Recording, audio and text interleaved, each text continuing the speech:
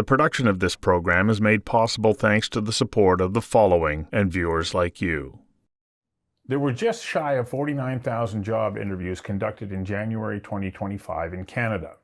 It's a lot of human resources teams interacting with a significant number of job seekers. The goal for both the interviewee and the interviewer is the same: the right job, the right person, at the right salary. Goals that benefit both the employer and the potential employee.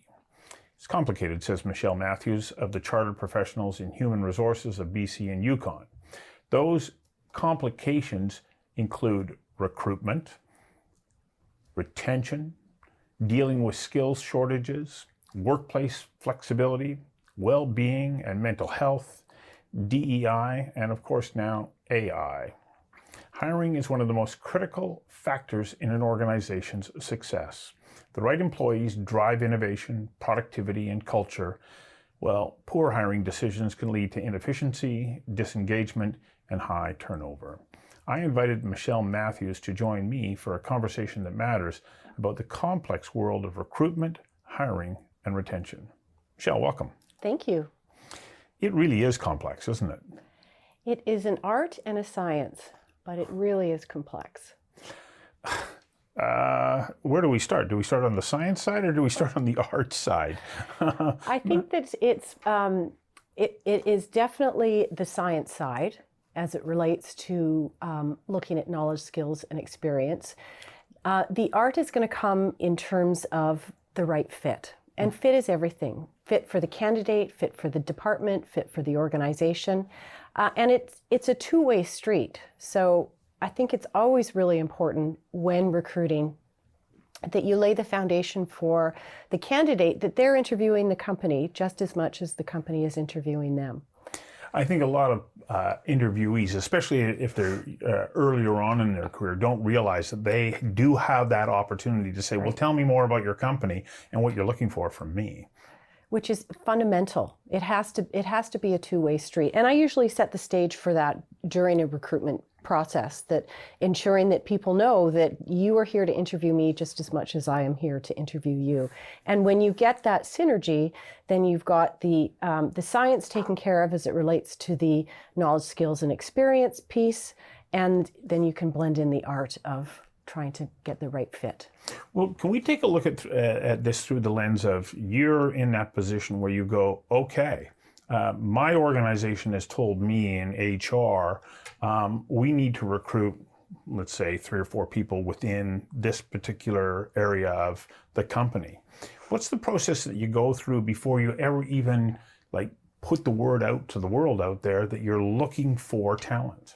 Well, you always want to start internally. And you always want to start with the department, understanding the dynamic, the current matrix of employees in the department.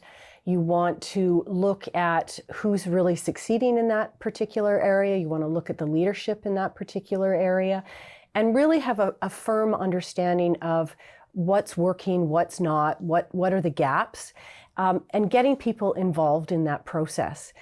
Always starting internally. And also, the people that are working there that are engaged employees, productive employees, you want to go to them first and find out in terms of who they may know that they want to bring in to the organization as well. So starting internally, really having a clear idea of who it is and what it is that you need before you start to go externally.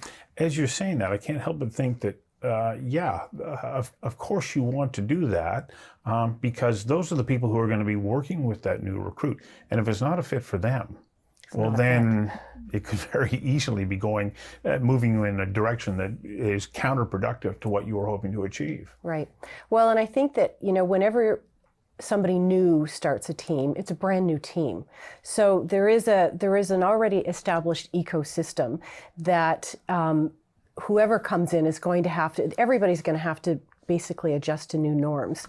So having somebody that doesn't necessarily have to be exact type and model that's currently in department, because as we know, diversity of thought and experience just enriches and enhances everything. But it's really setting everybody up for success, setting the department, setting the new candidates up for success to come in and hit the ground running. So that's understanding the interplay of skills and talents that maybe the team has.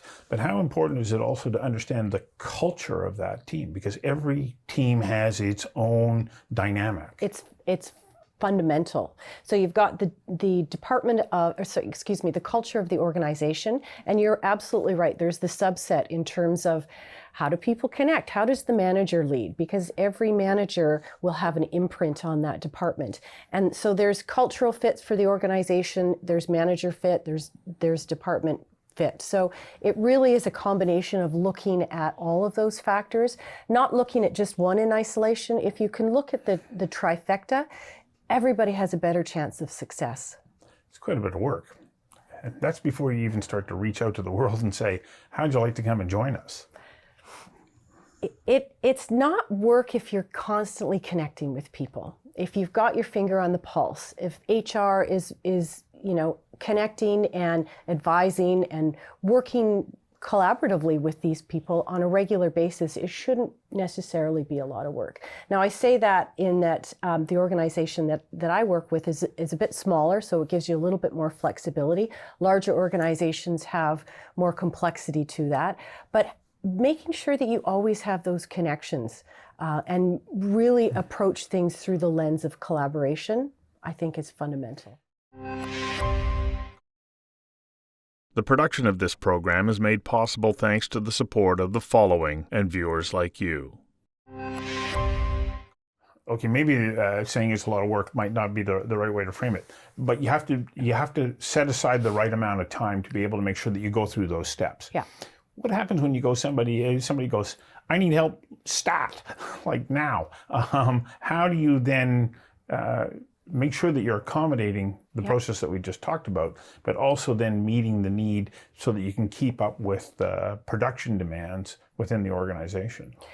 Well, that's sometimes where a bit of creativity comes in, and that's the art part. That's the art part, exactly. Yeah. And it's working again in terms of what are the options, what's the landscape, what's the current need, how can we fulfill the current need? Maybe that's temp help, maybe that is just a different strategy that hadn't been considered, so that you can do the work that's required to get the right person, because you can accelerate that through and you can get basically a warm body, for lack of a better description, in there. But is that the long play? So you've got to really balance the short-term needs with the long-term, so that you don't have a stop-start that's taking place, because that can have far more long-reaching repercussions for the team and the candidates that are coming in as well too. So it's a bit of a balance. So the days of putting an ad in the paper, saying looking for, yes, and the more significant the position, the larger the ad, those days are gone. Yes. How do you reach out to a broader community now across so many multiple channels to make sure that you're getting the kind of candidates that you feel are going to be appropriate for your company? Yeah, long gone are the career section days, which is actually how I got my job. And it's again about connection. And I think that the beauty of technology today and social media today is that you can connect to a wide group of people. And through LinkedIn, I think, is just the best platform in terms of reaching out and connecting and asking and checking with all of the people that you have in your connection base. And so when you're thinking about from recruitment perspective, encouraging the department managers, encouraging the people in the department to look at their connections and start to basically put those pieces together and bring those connections to the table to see if there's opportunities in there. But I think that social media is really fundamental for that. So do you get overwhelmed with responses when you go out that way? It can. It depends on the job, depends on the role. And I think it just becomes a point of just, you've got to spend the time and you've got to go through it. Do you go through it individually, or is this one of the areas in which AI is playing a role? AI can certainly play a role with the applicant tracking systems that are in place. It all depends. I hate to say that, but it depends on the job. It depends who you're looking for. It depends on the nature of the specific role and the scope of responsibility. So there are tools to be leveraged definitely in terms of technology, the applicant tracking system. And sometimes it just means the good old-fashioned roll up your sleeves and dive in. Today, what I appreciate about the world in which we live in, we say, no matter who you are, your background, your gender, your religion, so on, you have access to opportunity. Mm-hmm. And I believe that this is a magnificent advancement in the way in which we mm-hmm. recruit and provide opportunities for people. But does it make it challenging in being able to say, okay, do I have to now pick specifically within a particular subset of everybody because there are mandates to meet different recruitment or hiring objectives? And then how do you navigate your way through that? Yeah, and that again is I hate to say it, it depends on the back role. To the art part. And exactly. It's all a navigation. And I think that if you have a very clear idea of what your mandate is, you have a very clear description in terms of who, the what, the where, the ideal candidate, it certainly makes it easier to filter, but it really is a process of elimination. And it's a constant, I would say, balance sheet of trying to manage all of the data that you have and the candidates that you have and go through the selection process. The production of this program is made possible thanks to the support of the following and viewers like you. So one of the things that I find interesting, we've got a small company here, and we've got 7 or 8 people with remarkably diverse backgrounds. Amazing. But we don't go out particularly looking to say, oh, we need somebody who has this cultural background or right. is male or female or transgender. Well, we're putting it out there. Who are people that have the skill set that we require, and are they interested in working with us? And then it's like, okay, now we can start to work towards, well, do you want to work for us, and can we negotiate an appropriate salary? But for larger organizations, are they going through much that same process? Well, I think that is a really good question. I would say that larger organizations are leaning more into the AI, the technology, the data tracking systems by virtue of how big the scope is, how big the pool are. They can't possibly be able to manage versus a smaller organization at that level. So I think that's where you're going to get the science of the technology versus the art of the interview and the rolling up the sleeves piece for the smaller organization. So I've heard some younger people who are entering now into that career stage of their life, they go, I never even get a call back. AI's just sort of firing through things, and I can't, and I don't know. How as a job seeker do you go, okay, I'm like really interested in your organization. How do you stand above or stand out so that when there is an AI algorithm that is helping to determine who those candidates for interviews are going to be selected, are there tips and tricks? Yes. Okay. I believe wholeheartedly in connection and reaching out. And for where I'm at in my career, if I have young up-and-coming HR people that want to have a coffee, that want to reach out, I think it's really important to connect. And again, when you go back to a platform like LinkedIn, manage your LinkedIn, reach out to people. And it doesn't necessarily have to be for a job specific, but it can be about building who your network is, and have coffee with people. And really, I would say, take the lens of curiosity in the path of building out these connections, because you just never know. You have a coffee with somebody, 6 months later, a job comes up.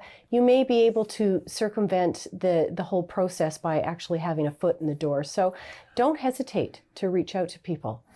As you're saying that, I'm reminded of a conversation that I had with Chief Perry Bellegarde when he was the National Chief of the Assembly of First Nations. And he said something that's quite remarkable, and I think you just echoed it. He goes, well, you got to build relationships. Yes. Because if you can't build relationships, you can't build anything. Right. So even in an AI-driven world, relationships matter. They're fundamental. And I would say that the young demographic that's coming up has a bit of a disadvantage because they've grown up on technology. And so it's a disadvantage in terms of actually that face-to-face. It's an advantage in terms of just reach out, use the technology, and then go down and start to have the face-to-face meetings with people. Yeah. It's fundamental. I have to tell the story of John Anderson. I'll use his name. He's the president CEO of the Oppenheimer Food Group. Yes. When he was a young guy, he wanted a job at Grouse Mountain, and he walked up the hill every day and asked for a job. We don't have a job, John, go home. Every day he kept going up there, and eventually they went, okay, you're so persistent, Right. They gave him a job. Sure. And that relationship led to the position that led him to start working at the Oppenheimer Group, which he now owns. Incredible. You just never know. And it comes down to that face-to-face interaction, persistence, and continuing to build relationships. And just sometimes you got to get out of your own way. You know, there's going to be maybe 10 people that say no, but you get that one yes, and that one yes could get you into Grouse Mountain. Okay, so you're applying for a professional position these days. Someone walks through the door. How important are first impressions? Do they still matter? I think they always matter.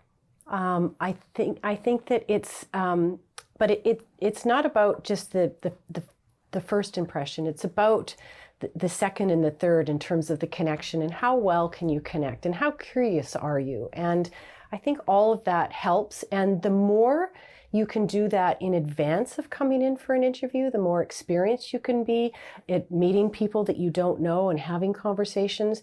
It prepares you for when you have to walk in that door and make that first impression. So yes, they're important. Build that skill set through having coffees with people, and it makes it a whole lot easier. So what are the chapters or elements of a good job interview? Oh, that's such a good question. A good job interview, I think it depends in terms of for the candidate or for the person. I think it's for both parties, sides. Yeah. I think that you know, it's having a really clear idea of, for the candidate, who you are, what you bring to the table, what you hope to get out of it, what's important to you. For the company to have an experience with somebody that is genuinely interested in the job, that wants to come in, that is open to contributing and learning, would be basically, it's a bit of chapter 1 and 2 all mixed together.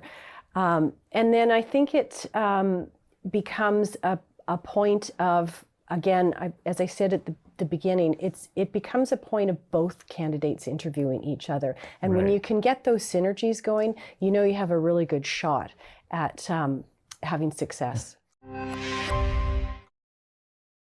The production of this program is made possible thanks to the support of the following and viewers like you.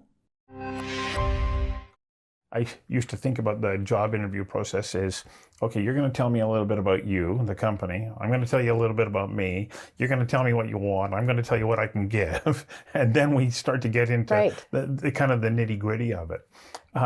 How important is it for a candidate to have done their research about the company? Because sometimes people come in and they haven't done any research. Yeah, and that with the access to data now, to the access to information, it makes zero sense to not. And so that would be a bit of a red flag in terms of somebody's preparation and interest, overall interest. If you're coming to this job interview with no clear idea of the organization, how are you going to be able to determine if it's a good fit for you or for what you want? So you have to be prepared in that respect. So that's the pre-work to the interview for the candidate. How important is it to be bold enough to ask, do you think I'm qualified for this job? It's a wonderful question. It really is. You have to be prepared to hear it, Yeah. the answer, but you will potentially get great feedback in terms of acknowledging the knowledge, skills, experience that you currently have, or understanding what the gaps are and what you maybe need to focus on to get there. And if there is a gap, it gives the candidate the opportunity to fill that gap that maybe they haven't tackled in the interview. So it's a wonderful question to ask. I remember one job interview that I was in, and I knew I wasn't going to get it because there was certain structure. But I said, they went, is there anything else that you want to ask? And I went, yeah, what do I need to do between now and the next time this job comes available so that I am the candidate that you're going to give the job to? Like that question, they almost Bold wanted to and give me the brilliant, job. just for the question. And did Yeah. you get an answer? Yes, I did. Yeah. But then I got recruited by somebody else to another organization, so I never actually wound up getting that job there. I got a better one somewhere else. Brilliant. Yeah. Bold. So we're talking entry level at that point, but at senior level, it becomes an even more complicated interaction because it's going to take multiple interviews. And it's fundamentally more important because these are people who are going to be driving the direction of your company. What's the difference for somebody who goes, okay, I'm now moving into this executive search kind of realm in my career? What do they need to be prepared for to be able to navigate that journey? That interview? Yeah. Well, it's going to come down to the research on the company, research on the role. Being really clear in terms of what the candidate brings to the table. It really comes down to the preparation. I think that in that preparation too is, who do you know that works there? Who do you know that used to work there? What information that will help you understand if this is the right opportunity for you. So I think entry level or senior level, it's all going to come down to preparation. And they are the same but different as you move forward in terms of advancing in your career, but it's about preparation. It's really important a company to get this right, because the last thing that you want to be doing is hiring somebody and going less than a year later, right? Oops, we made a mistake. Yeah, yeah, it really is. And I think that's that old adage of hire slow, fire fast. So really take the time to make sure that you have had the opportunity to conduct the interviews, conduct the panel interviews, have the candidates coming in and meeting with the various stakeholders, and really making sure that it is an in-depth, collaborative, robust process. If you're going to push it through because you need somebody, you're going to run a risk of perhaps not having the right candidate. And that is fundamental. Well, and it has an impact on people's lives. It sure does. So it really does matter. Yeah, it sure does. Thank you for giving us a little glimpse into the complex world of HR. Thank you for having me. My pleasure.